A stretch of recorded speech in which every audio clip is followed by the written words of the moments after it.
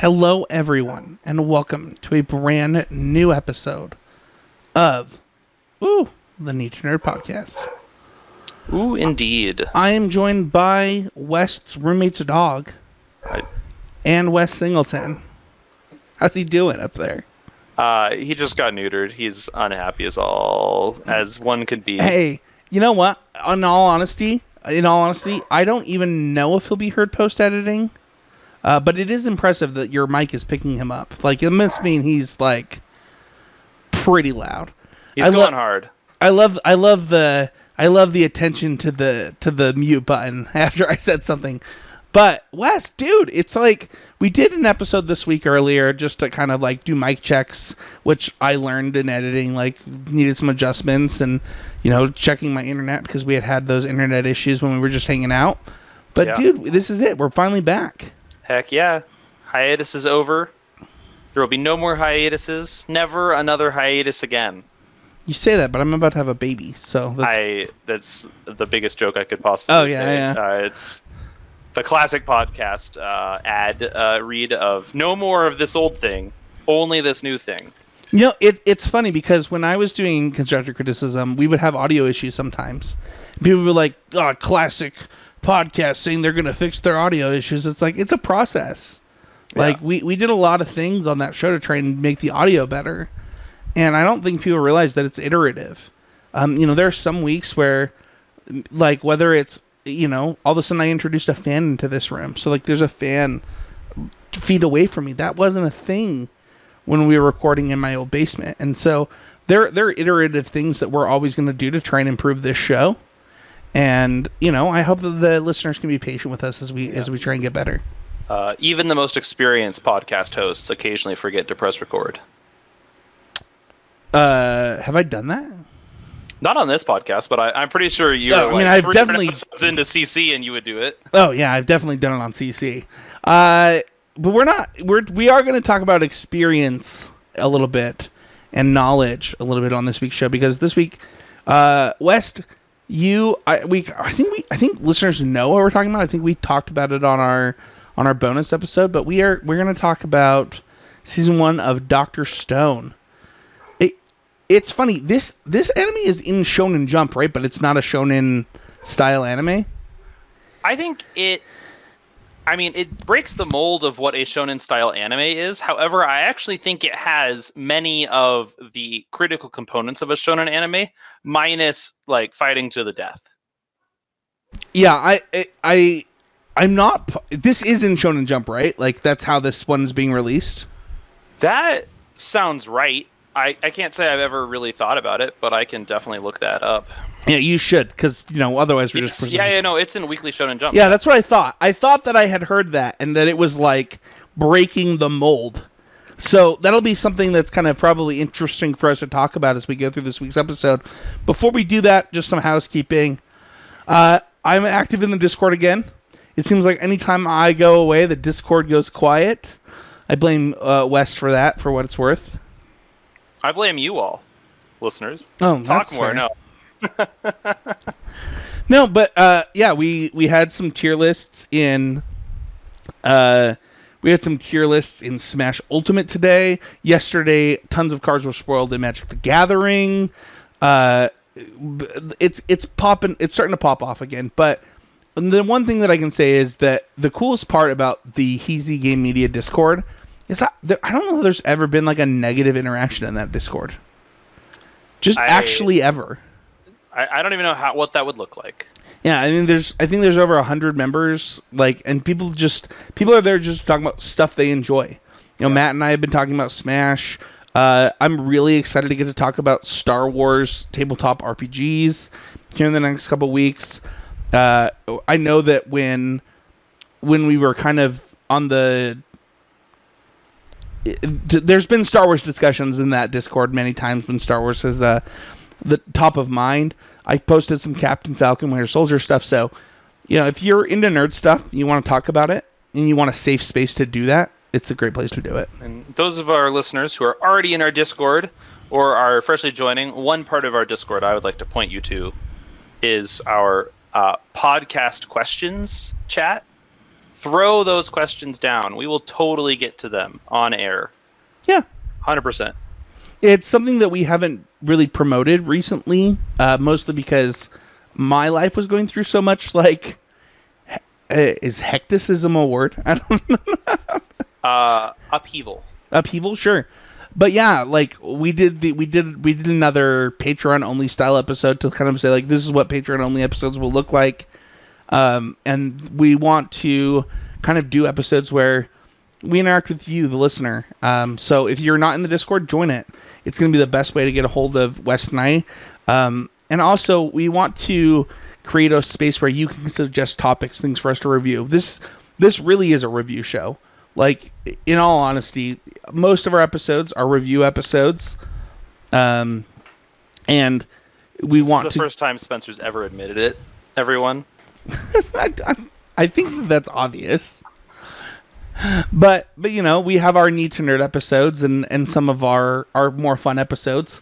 I like to take breaks from reviews because it can be exhausting to like be like, I have to watch this thing in X amount of time. But the Discord is a great place to reach out to us.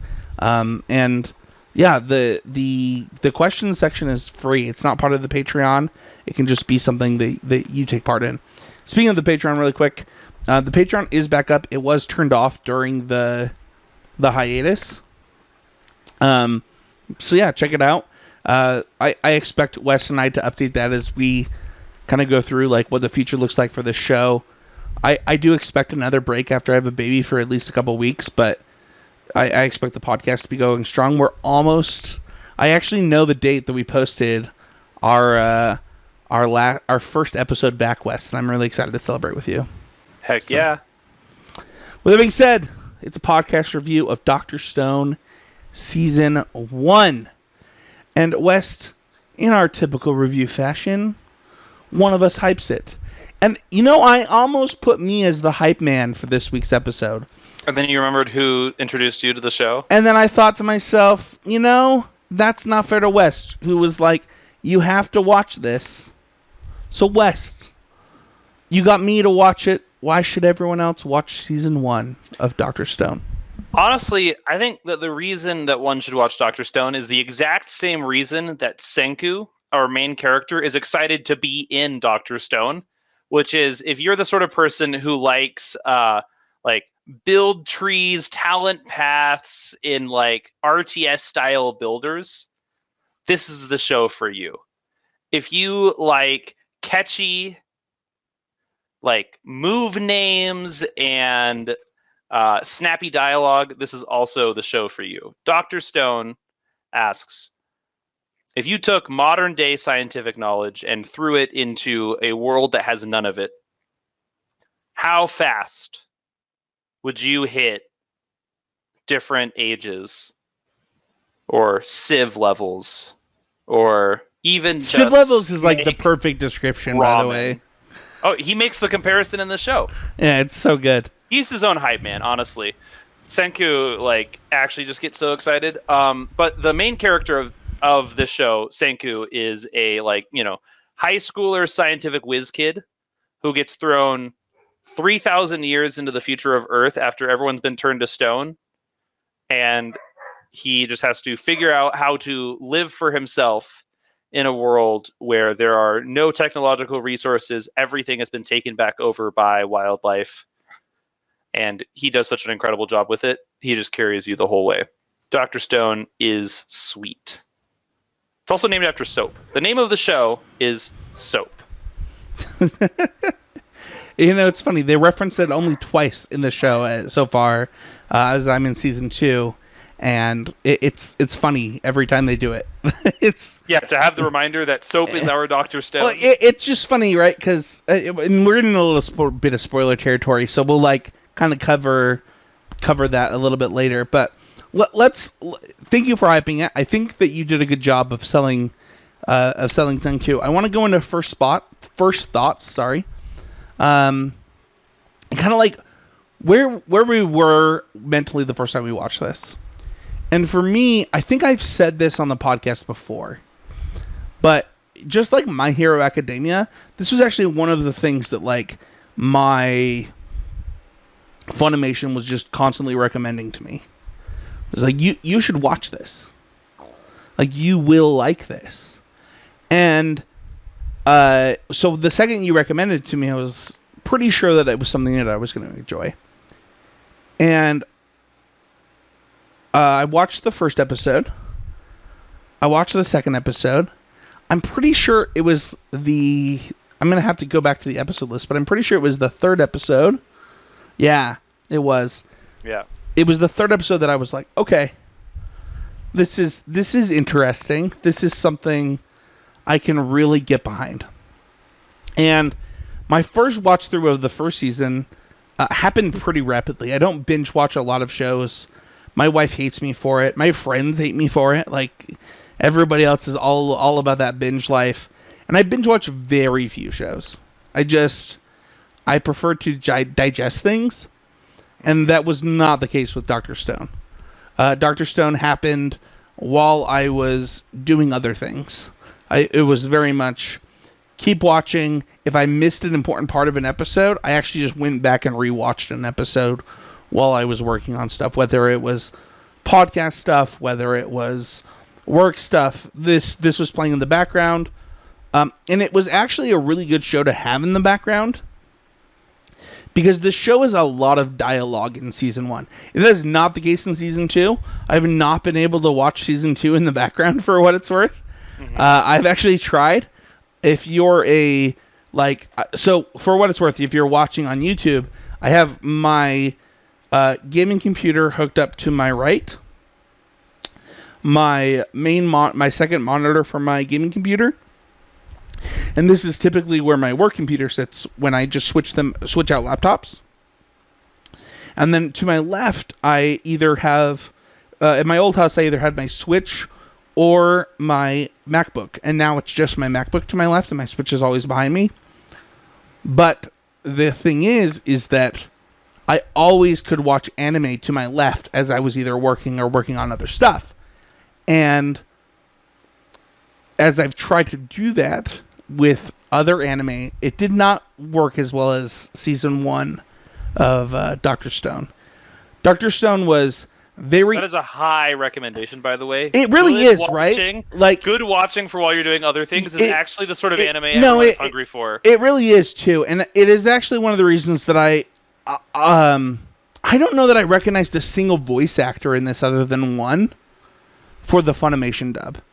And that is also, like, one of the problems that a lot of people have with dubs is that they just reuse Funimation actors a lot.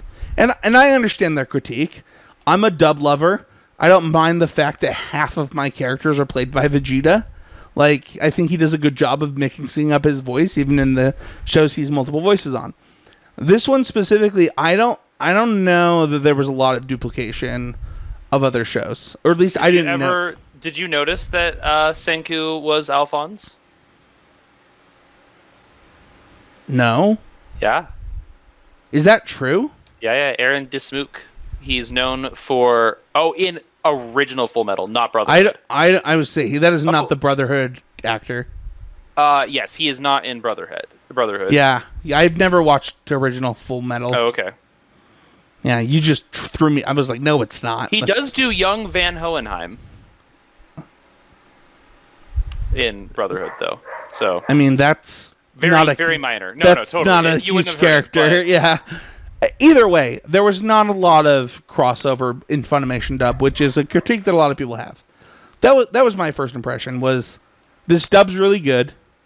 I have one critique of the dub, and I'm interested. You watched it in sub, so I'm interested to get your take.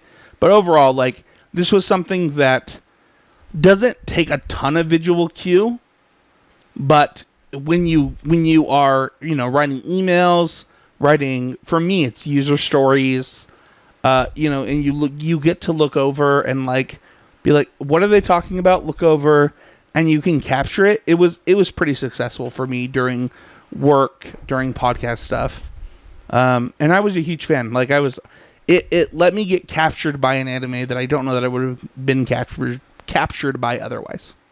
Mm-hmm. What about you? I I first encountered this in a similar way. I think it was like one of those shows that was heavily recommended both in interactions with people and in what Crunchyroll was throwing at me at the time. And I mean, it starts slow, right? This is definitely, I mean, this show is awesome because its plot follows kind of the idea, which is that these things get more complex over time. I think the slow start actually is to this show's benefit for what it's worth. Oh, totally. Like, it's funny too, because there are times where like I'm reading a book and I'm like, this book is starting way too slow. Like, I can't finish this. And I know, I'm sure other book readers are like, you're crazy. But like for me, I need a book to like capture me within the first like, I don't know, 8 chapters, 10 chapters. And for an anime, that's like the first 3 episodes. But I actually think the first 2 episodes do a really good job of establishing the show, if that makes sense. Yeah, the show does really well. Like the setting of the show and the motivations of the individual characters always come through very crystal clear. And a big part of it is that like slow pace of living that everyone is doing, that slow pace of introduction of characters, right? Like even at the end of season 1, the number of like named characters that matter is way less than your typical anime. And a big part of that is that the way it's set up, there just aren't people, right? Like the acquiring of additional people to help and who gets to control having more people is like the major conflict of the show. And so like that always keeps it so that the characters, there's no character bloat, there's no plot bloat. Everything is really focused into a point, and your understanding of what's going on builds with the characters, which is really powerful. So I hope we've done a pretty good job of like selling this anime, because you know, if you're just looking for, it's funny, it's so different from other animes that I've watched recently. I can't. It's very unique. It's not like it's not a shoujo, right? It's not like a slice of lifestyle anime. No. And it's not a traditional shonen in which I can say like cool combat. I think of awesome like character design or all of that. It's very simple. Yeah, but not. It's funny, right? Because like Netflix has kind of, I think, shaped anime in a weird way right now for like the popular medium, and then there are like other typical animes. Like I think that Fire Force, for example, it's one that I would love to cover on this show, but that is like typical like shonen, like just stuff like that's just like a typical anime. Yeah. And Dr. Stone is not, but it's funny when during your hype segment you said like you get some of that. Yeah. But it's a little bit different. It has the big reactions. It has the like the over the top anime stuff, humor. It has like the over the top move names, right? Like it's got like, you know, it has these really hyped moments. Yeah, so we're gonna go into spoiler territory now. So if you haven't watched it yet and you're sold on it's worth it. It's actually not that long, by the way, of a first season for what it's worth. It's I think it's 21 episodes. No, it's not. It's actually 23. It's full length, and it did not feel like it. I'll tell you that. It doesn't. No. I'm actually surprised to see this is 24 episodes. I feel like I watched this in like 3 days. It goes quick. Like it's, you know, like there's never like a moment where you're like, wow, this fight dragged on, or like everything, like it moves very fast. I'm pretty impressed that all of this happened, by the way. And we can mention this on the show during the pandemic. Like the first season came out right before the pandemic really hit America, right? And then we're already... I don't actually know how far are you into the anime, by the way, because I've only watched the dub. I have, I believe, watched every released episode of the anime, which I think... I mean, it's possible that season 2, like, was in fact kept going after what I thought was the end of season 2, but I don't think that's the case. So just really quick before 11 episodes. Yeah, it's only 11 episodes. You're only 2 episodes ahead of me then. Yeah. Which is pretty normal for Funimation dubs. So whether you're a dub or a sub person, it's 35 episodes of content, so pretty good. Okay, let's get into spoiler time.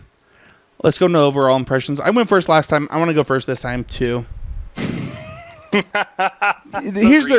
No, it's not that I'm greedy. It's that I think that I didn't know what to expect of this show, and because you recommended it, I'm gonna try to go before you a lot in this episode.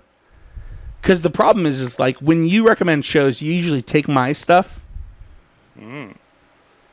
Because I think you know me, so you recommend things to me that you know I'm gonna like.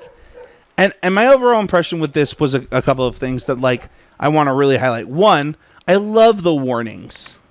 I think that's my favorite part of this show, is it's the warnings where they're yo, if you do this, this is illegal. You need to not make this bomb. I don't know why that makes me so giddy, but it really does. It's yeah, this is how you make this chemical. Also, don't do that. You can't do that. And they stop the show. They full on are hey, no, do not do that. And that plays into, I think, the most important and coolest part of the show, which is that while they reduce a lot of it and simplify it and make it look prettier, but all of the science they're talking about is factual, based in reality science that they're doing, which is really awesome. And I really appreciate that, because we've gotten to a world where people are critiquing Star Wars for dropping space grenades on the number one critique coming out of Star Wars: The Last Jedi is that they dropped bombs in space over another ship. It was easily the highest thing that people talked about. They're that's not how space works. And it's okay, but also create a lightsaber, shut up. And in Dr. Stone, it's oh, that is actually how that works.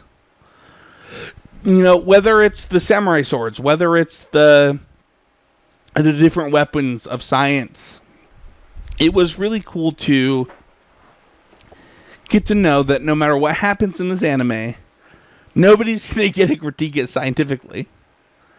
And it's pretty based, in fact, and not going to... Also, I think that because of the culmination, the choice of the invention to culminate the season on with the telephone and the phonograph is really awesome, because I think it grounds these technologies we use all the time that we really don't have a good understanding of, and really helps point out how this is working and why.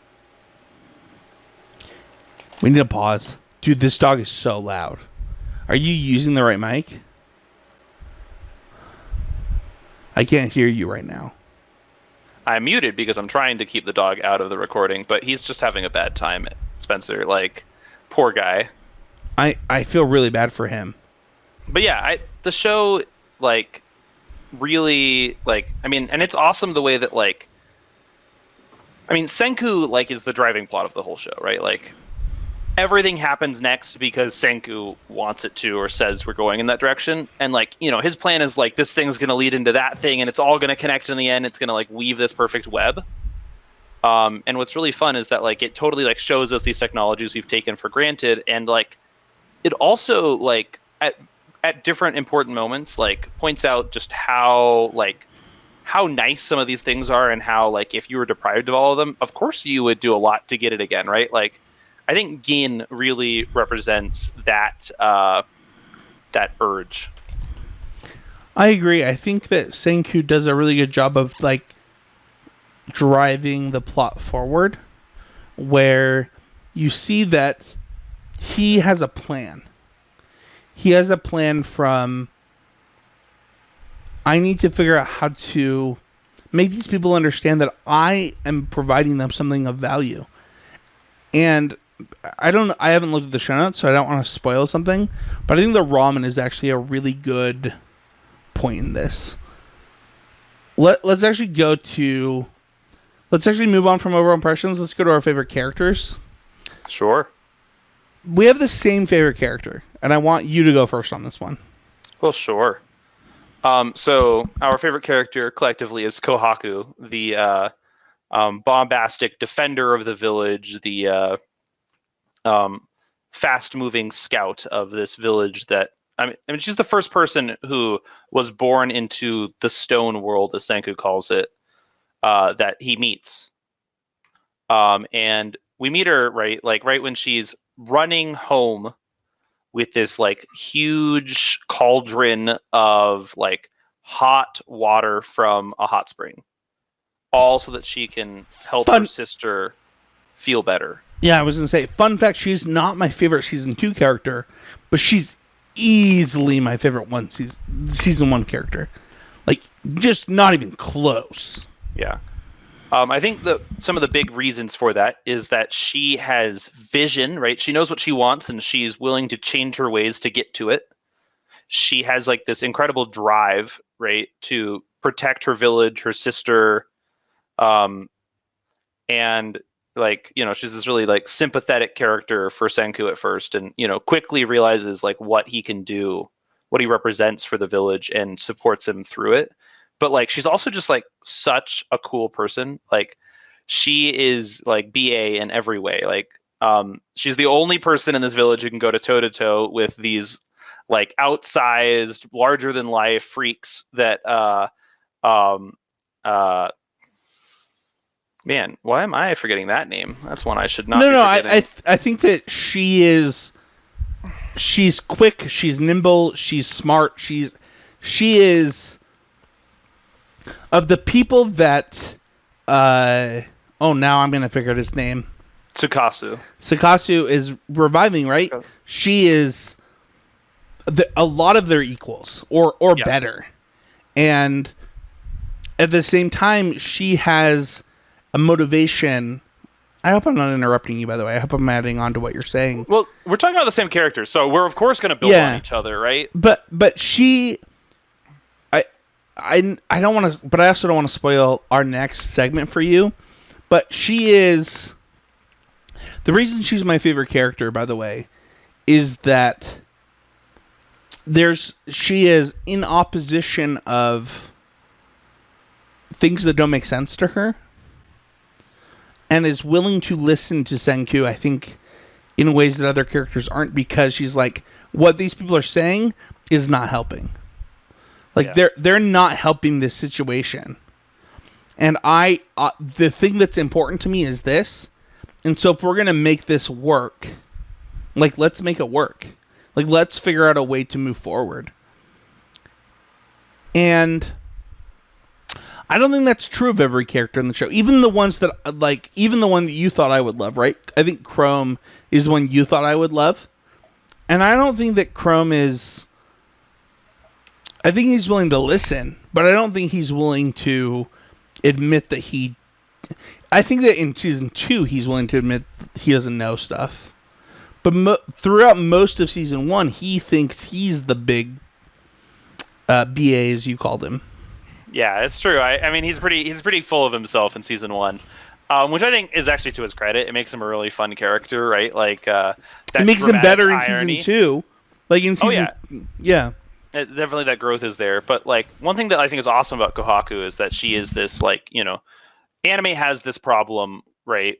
Shonen anime has this problem where like the prominent women of the anime tend to either be less powerful than the men characters or less complex than the men characters, and often both. And I think that what's awesome about her is she has every motivation, like that she has all the motivation that makes her like a real complex character whose motives you want her to succeed, you want to see how she achieves her goals, and she has all the means of doing it. And when she's relying on people, she's not relying on them because it's something that she would like to be better at that she can't do. It's that she just straight up says, oh, you're good at that thing I can't do.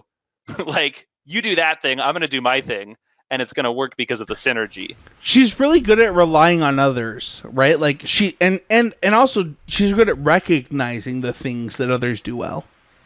And she sees that in Senku. She sees that in I only think of him as Glasses Guy at this point. What is his name? Ginro? Yeah, like, she sees the things they're good at.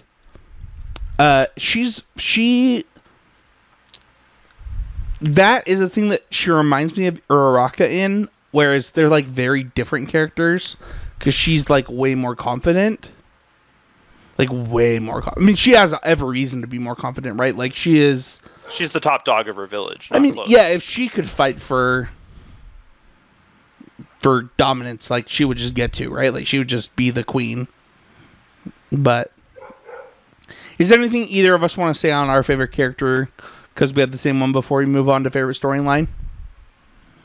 I think that it's just important to acknowledge that, like, she's our favorite character, but she's not the only cool character in this show by any stretch of the imagination. I actually think her sister's great for what it's worth, for being super honest. Yeah, I think that, her sister is interesting because she really only gets a half a season of being, like, a full character. Ruri definitely, before she gets better, doesn't feature very prominently.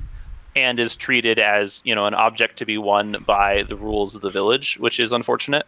I actually think she does a good job in that role too, right? Where like totally, she like is honest about her situation and also wants what's best. I don't know how to explain this, right? Because like we're dealing with a world in which misogyny wins, and yet misogyny doesn't win in this situation. Like you're dealing where the two main women are very much telling you like, this is what we need, this is where we need to go, and there are 4 or 5 men fighting for that,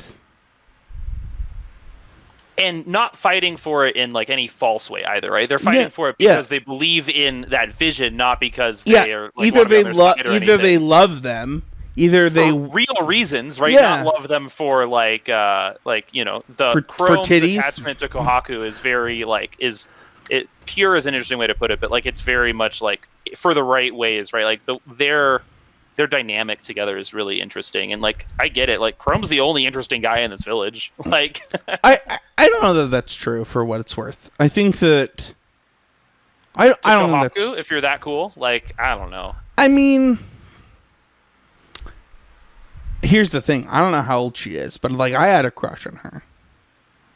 Yeah, I think that obviously the author kind of takes us back to that like idea of a humanity that doesn't much care about that in a lot of ways. Sure, I'm just saying rules, like but yeah, it's hard because it's like she could be 15, and I'm like, oh man, now I look like an idiot. But I mean, everyone is high school aged in this anime because that's now I feel stupid. I feel stupid. The main characters are like high school aged because that's how they know each other, right? Like that's the idea there, at least at first.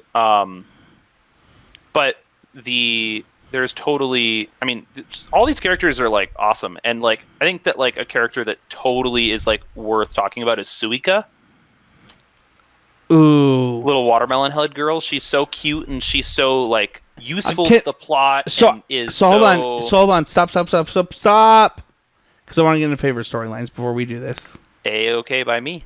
Yeah, my favorite storyline is actually, I'm trying to remember what they call it. They call it like the blurry sickness. So it is not just her that has this problem. Yeah. But I love that she finds it. So if you haven't watched this anime, please, this is huge spoilers. Just stop and watch the anime. It's so good. But there are 2 characters that have a specific problem. And one of them is this little girl who wears a freaking melon on her head with tiny pinpoint holes cut out so that she can see better.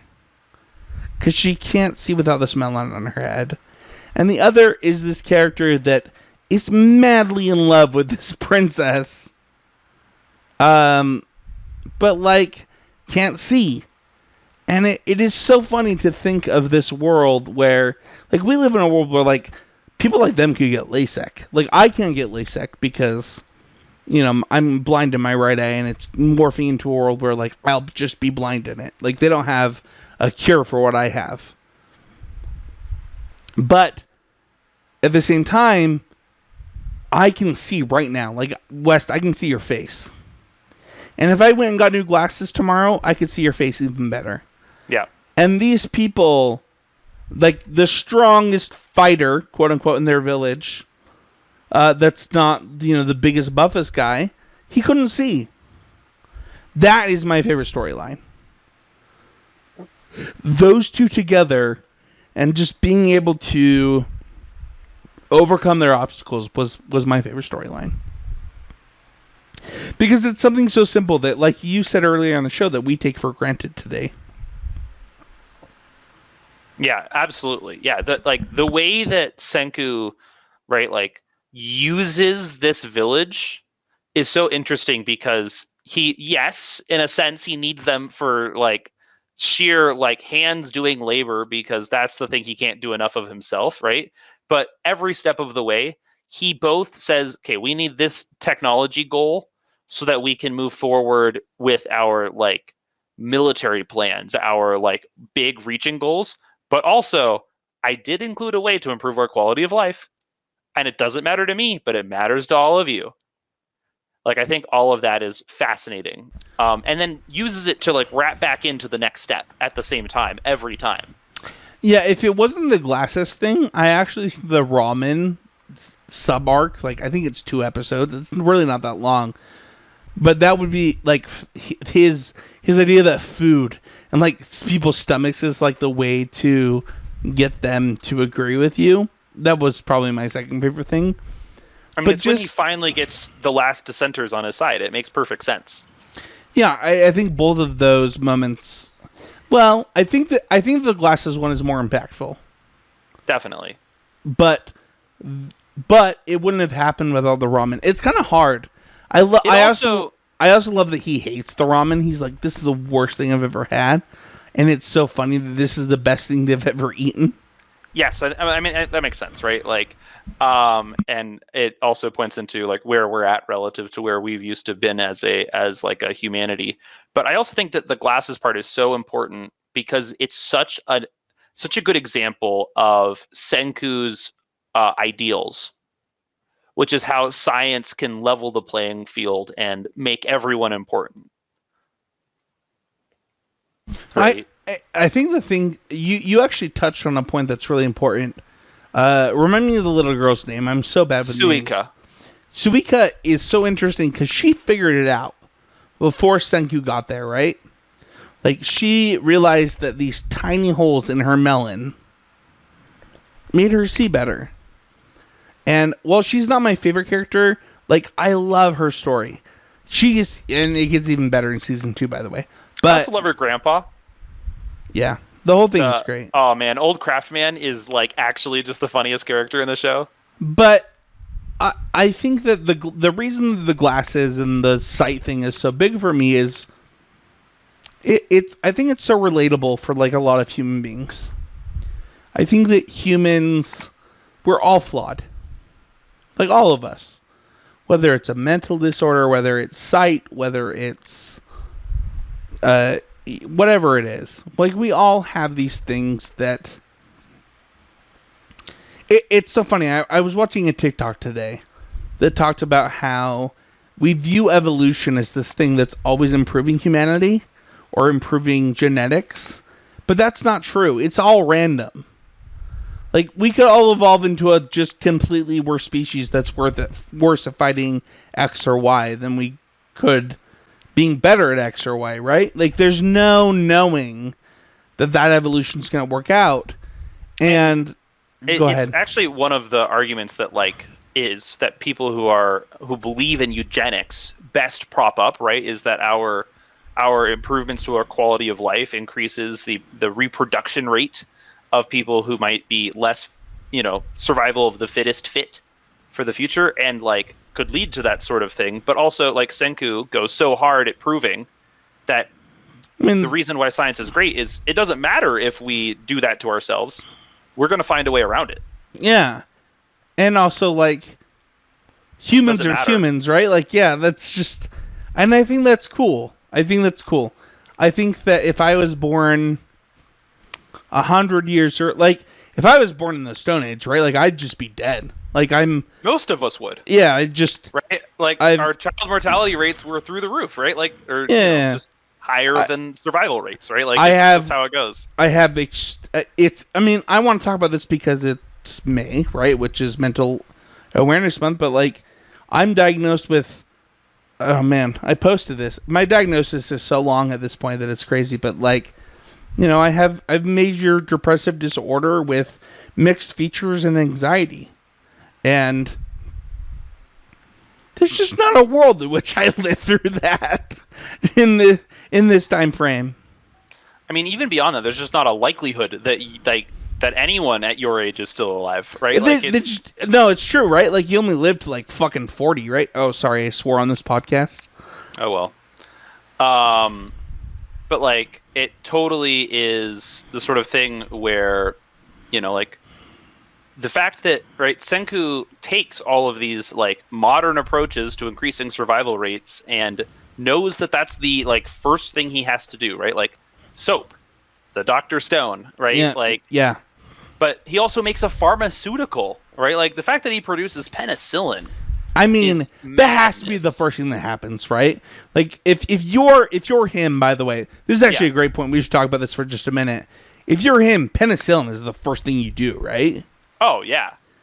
Like, think of how much that fixes.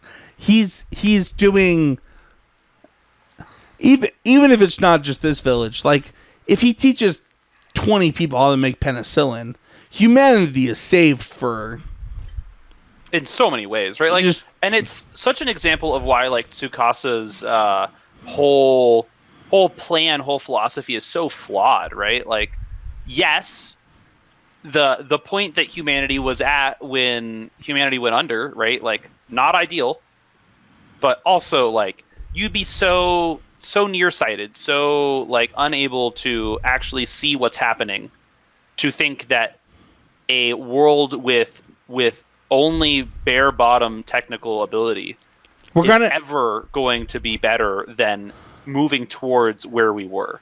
You are diving into your point, by the way, on your favorite storyline, so I want to give you a minute. Oh, sure. So I think that, right, I tend to often find that my favorite storylines are very well connected to my favorite characters in a given season, because I'm looking for that growth, I'm looking for that change in characters, and the one that I think I love is the way that Kohaku needs to include people. We see her in the beginning, right? How she's introduced to us as a character is with a huge load on her shoulder, just doing the actual most she possibly can. That's not even enough to keep her sister alive, right? That's how we meet her, is she is trying her actual hardest, so hard to save her sister, using things that she thinks works, that she really has no idea, that she knows is going to be a losing battle in the end. And she finds this absolute stranger, this totally unknown element, and on the off chance that he can help, brings her in. But it doesn't stop there, right? Kohaku goes from being this like person who's like respected and acknowledged by the entire community, but can't get a single bit of help in this losing battle she's fighting. Time out. I don't think that that's true. I think that she's respected by the entire younger generation. But the entire older generation does not feel that way about her. Because of her choices here. Right. Because she's spending all of her time that way. It's the problem with tradition, right? Like, you have this... It is clear that she is right to you and me. Yeah.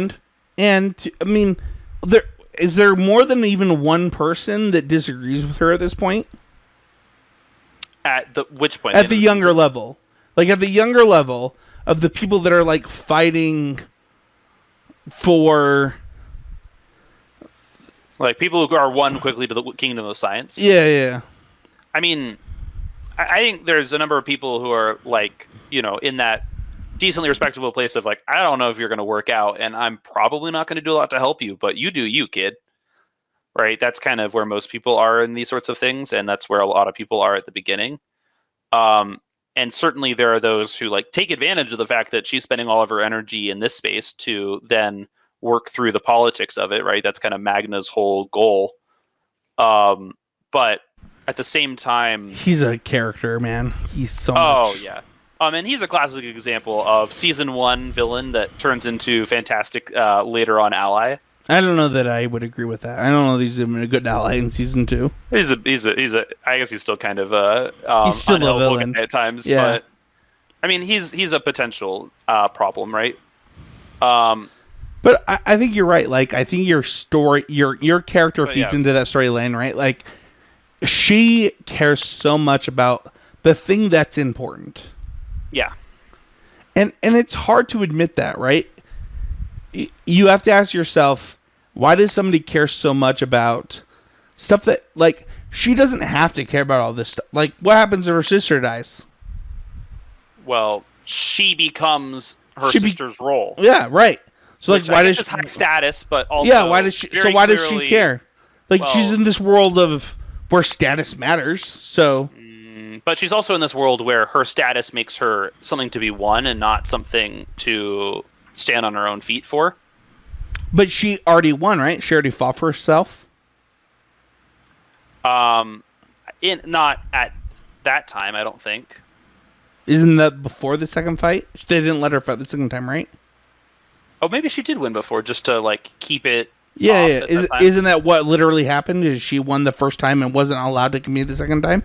Sure, but then she's running out of time in that regard, right? My point is that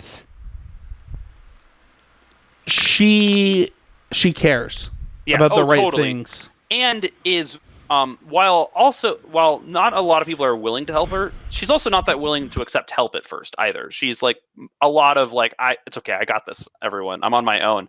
And this arc basically culminates in 3 people that are not her putting their lives at very clear, dangerous risk to get the last ingredient they need. And so when they get the sulfur from the acidic pool, right? Like they really, like, she's really like goes from this like, I'm doing it on my own, I know what I want, and I will stand up in this way that fights for what I want so hard. All the same, she has to end up doing what's hard for someone in her position, which is trusting the success or failure of her ultimate goals to someone else because they're better suited to the mission. Which is, I think, something that like is a lesson that like has to be learned time and time again in like shonen anime. And often characters need to learn it like multiple times before they get it the first time. And I really think that like it's a really good version of that story. And she just has this like blind trust in these things that she doesn't understand. But because of what she's seen from Senku, she totally is won over very quickly that anything he says he can do, he's going to do, and that all she needs to do is her utmost to make it happen. Should we go on a good be betters because I'm like really ready to have one, but I need to know if it's true in the sub. Yeah, I'm ready. Is it? It's Gen in English. I don't know what it is in the sub. It's like Gen or Gin. Yeah, so his character sucks, and the Pig Latin is unreasonable. Like they use that sounds so painful. The Pig Latin is like so painful. The word you use is perfect. When is he using it? All the time. Like just talking to anybody, or like just anytime he's trying to make a point, he's talking in Pig Latin, and it is. No, that's not in the anime. And maybe that's true to something that he is doing in the spoken Japanese that just gets translated. Or maybe the version of Pig Latin that exists in Japanese is easier to understand and everyone learns it better. But, like, I could not. That sounds so bad. I actually already understand Pig Latin, so I always know what he's saying. But it is unbearable. Like, he does it so much. That sounds bad. It's so annoying that like my brain has to process the fact that all of a sudden we're talking Pig Latin and I have to think like even the millisecond it takes is unbearable. And also his character just sucks. Like, and I don't know if it's the Pig Latin that like does this to me, but I find him so annoying. Yeah. This is not like a season 1 critique. Maybe season 2 will finish out really strong. But Gen is the worst. I just actually can't stand him. I think that he doesn't make sense. I don't know. He seems like an opportunist that gives me the heebie-jeebies. I just don't like him. I don't like his style. I don't like what he's trying to bring to either team. I don't like when somebody. Here's the thing. Like we talked about other animes, right? Like we talked about like Vegeta becoming a main character. Yeah. He's so much worse than Vegeta becoming a main character. Because Vegeta stays true to his colors, right? Like Vegeta still just wants to kill people and become the strongest, and he sees his opportunity to become the strongest to be training to fight with Goku. Whereas Gen is... I don't know what the point is. He always wanted to switch, but then switches and also is manipulative. Okay. He has a redeeming part, right? The birthday thing is great. I have now figured out where his Pig Latin in the English translation comes from. Okay. His verbal quirk, as it says here in the wiki, is to flip the halves of random words. For example, Yabe becomes Bea or Muri becomes Rimu. And that gets just turned into Pig Latin. Like, it's a... Oh! Okay, so like, this is like a problem that I have, for what it's worth, is it bugged me so bad in the dub. Yeah. But I also don't know how you would do that other than Pig Latin in the dub, so maybe I'm, like, a little more forgiving. I think that, yeah, I wonder if it's just that, you know, the translators were doing what they could with it.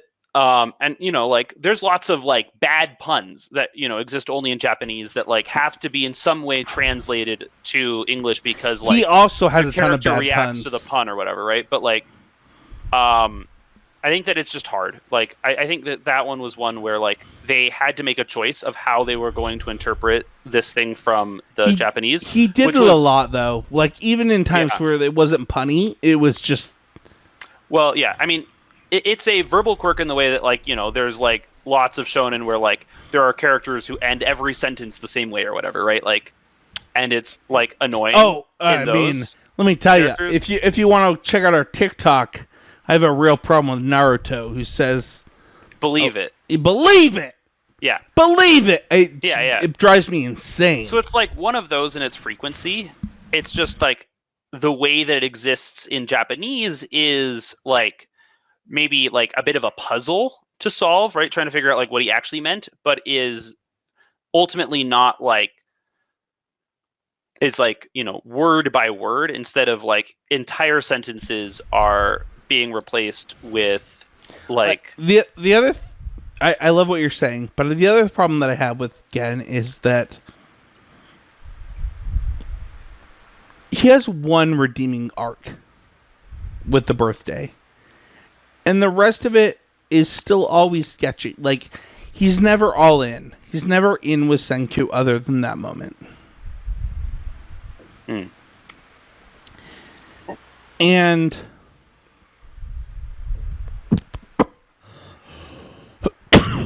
Sorry.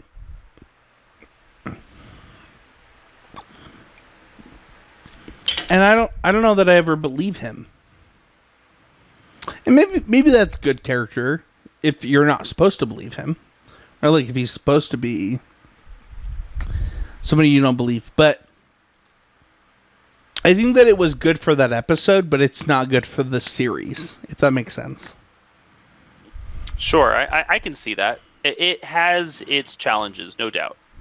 And the series definitely has its times where like I think that Gin, like, a character needed to stand in his place, and maybe he's not the right character for it for your enjoyment, but I do think that like that turncoat style of like person who can go between. It's just, I think the other problem is it's so obvious, right? Like the manipulator is the manipulator is just. Sure, I do really appreciate that the thing like, and I actually think that the thing that like most shows who he really is, like to his core, is like playing into like that, like the thing that wins him over is the idea of getting to drink cola one day. I think is actually so like it is actually one of like something that like having a bunch of friends who are like very soda dependent, like that classic like nerd like stay up with your friends and like drink a whole bunch of Mountain Dew type of experience. Like I think it's like really funny that and I think it well no obviously I'm not here to shame nerds, right? This is the Need to Nerd podcast, right? Like, but I think more than anything illustrates ultimately I got 32 Mountain Dew Zeros in my wife's car right now, so yeah. But I think ultimately like illustrates how much of like neat not trying to actually help society anyway, but only like fight for his own benefit. But like this is his thing that he's but missing. He misses caffeine. Yeah. I think it's really cute. But overall, he has his problems by a lot. Do you have any could be betters for the season, West? I think that it's hard in season 1 to kind of I think it's hard for like I don't know if Senku like proves his vision for what's actually going to like make the difference in the war against Tsukasa. If that makes sense, like I think that like it's hard for him to really it feels unbelievable to me that like the phone is going to be all the difference when I finish season 1. Yeah, it's that's how I felt too. For what it's worth, the saying is like we need to make a second cell phone. I'm like, what does this do? Like, especially to be fair, this is kind of a season 2 spoiler, but especially when you see how they use it, you're like, what? How does this help you? Yeah, I mean, if you're gonna make a walkie-talkie, like make a walkie-talkie, but like don't make it a like an infiltration tool. Yeah. Yeah, I think it's interesting. Another thing that I think doesn't feel like super, just I don't know. I wish that like Chrome had just a little bit more oomph to him in season 1. He's way better in season 2. Yeah, and I mean he learned some real good stuff, right? But like Chrome definitely gets like he's kind of a stick that they beat on for a lot of season 1 in a lot of ways, right? Like he has this like passion and gets made fun of, and like even Senku is like, yeah, you still have a lot to learn, my guy. But I'm glad you're excited, right? Like, and thanks for all your stuff. I'm taking it, but I would have liked him to have discovered, just a few more pretty basic like tricks of things that work in terms of science. Because there's lots of low-hanging fruit that they could have gone with that they didn't give him. I agree. Well, let's move on to Love It, because there's a lot of them for this show. I already mentioned my biggest one. I love the warnings. Like that's easily my favorite. But I also just love the Chibi Senku bits are always actually pretty decent. Yeah, they're good. Yeah. I really love the caring about each other that happens in this show. I don't know if that's typical of an anime where X or Y character goes through their problem and like 5 people just try and fix it for them. And it does definitely not happen in season 2 of the show, but in season 1, like people rally for each other. Yeah. And I really liked that. I really appreciated that. I think that's how humanity should work. Yeah. Maybe this is like coming from a fat guy with glasses right now. With anxiety and depression, but I appreciated that. I felt like we could all do a better job of rallying for each other. Yeah, I think that like Senku definitely like his vision, right, of like humanity that like we're gonna save everyone, right? Like is like, and it's truly this like it's not that like he thinks he can get there or that he is like arrogant. It's that like he is not willing to ignore the value of a single life. And for what it's worth, well, one of my could be betters would be Senku's best friend. What's his name? Taiju. Yeah, I think he sucks. I do think that he doesn't get to be complex because he only has 5 episodes, right? Like he does not get. He kind of has to be one and done. Yeah, in a lot of ways. Kind of how it feels. I do think that the world expands because I think it expands because of 3 characters: Senku, Kohaku, and Oh my gosh. What is the sister's name?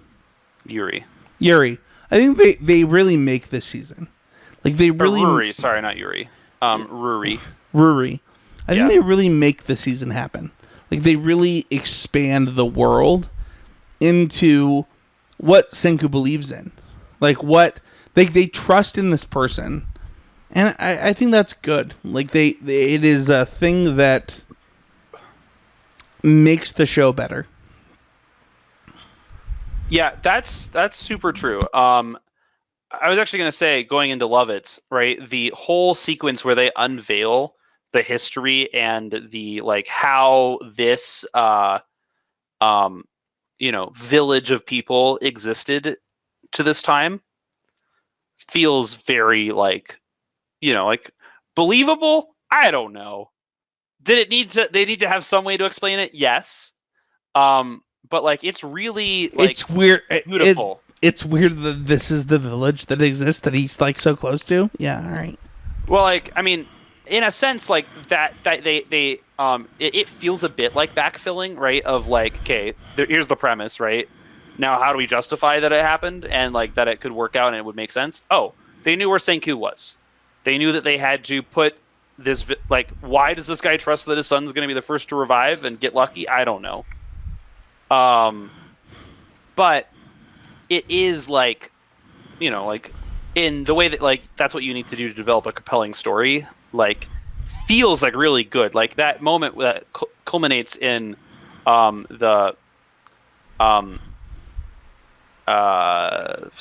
whatever her name Weinberg is, the Lillian Weinberg like song. The record feels so like big, and for me, I think it's actually like it actually feels better in the sub because it goes from everyone in Japanese to this beautiful song in English. Okay. Whereas like it's English, beautiful song in English, right? And this is always interesting where English comes up in anime, right? Is that the translation like of everything into English does reduce kind of the impact of it in terms of like its ability to carry weight in a story. Sure, because she's American in the show. Exactly. And they're translating. Yeah, I understand what you're saying. But like that moment felt so good. That felt like a real story payoff. And also I liked that they like, kind of didn't lay hints, but like it's really funny that like, like the genetic traits or like physical appearance of like these 6 people that started this whole thing comes through very clearly many, many, many generations later. I think it's very funny. So how do we wrap this up? Like we have our favorites, we have our could be betters. Where do you rate this, man? Like 0 to 5. Season 1 only. Yeah. It's extremely original, right? I think that is interesting in terms of rating because I think it means that like I don't have like a like because I don't have like something that's you don't have exactly a baseline, right? Category you don't have to compare it to. Like, yeah, it's you don't have a to, baseline. Like I understand. Avatar, I could say this is a surpassing American animation, right? Like that this is better than everything in its category, right? Like, and we can say that about My Hero Academia, better than everything in its category. Batman, the animated series, is really upset about and Teen Titans are really upset about your. Oh, I love Teen Titans. I will be very easily on record saying that Avatar is better than Teen Titans. Okay. So give me a score. 0 to 5.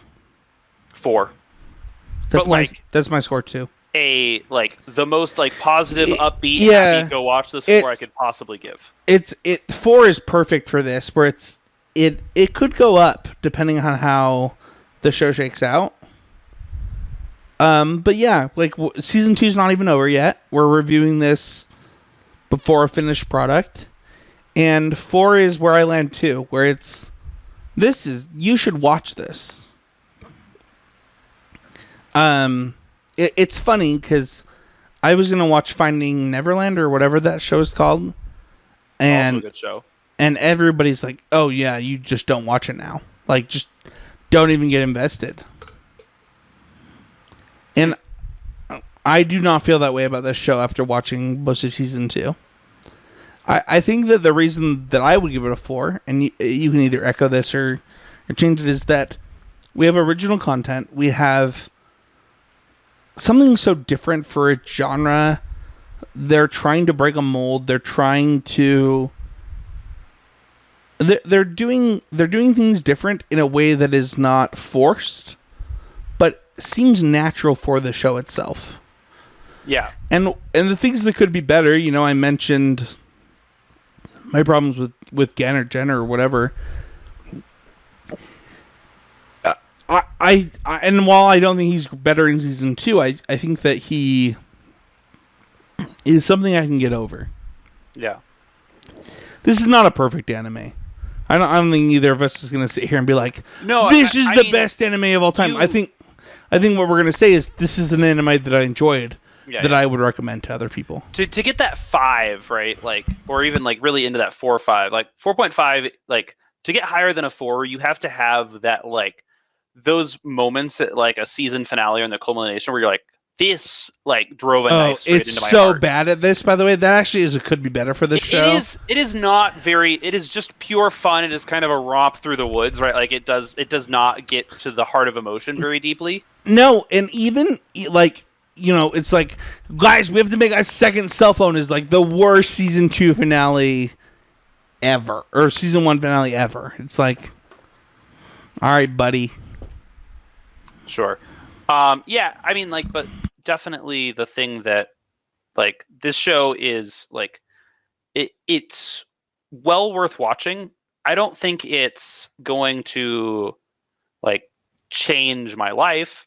I do think that, like, I'm going to think about what happened under Bossing Say enough times that it is going to change my life, right? Like, to use Avatar as an example, but, like, like, I think that, like, you feel this way about My Hero Academia in many ways, right? Like, where like there are things in there that you're going to come back to again and again for exploring like how to actually guide where you're at.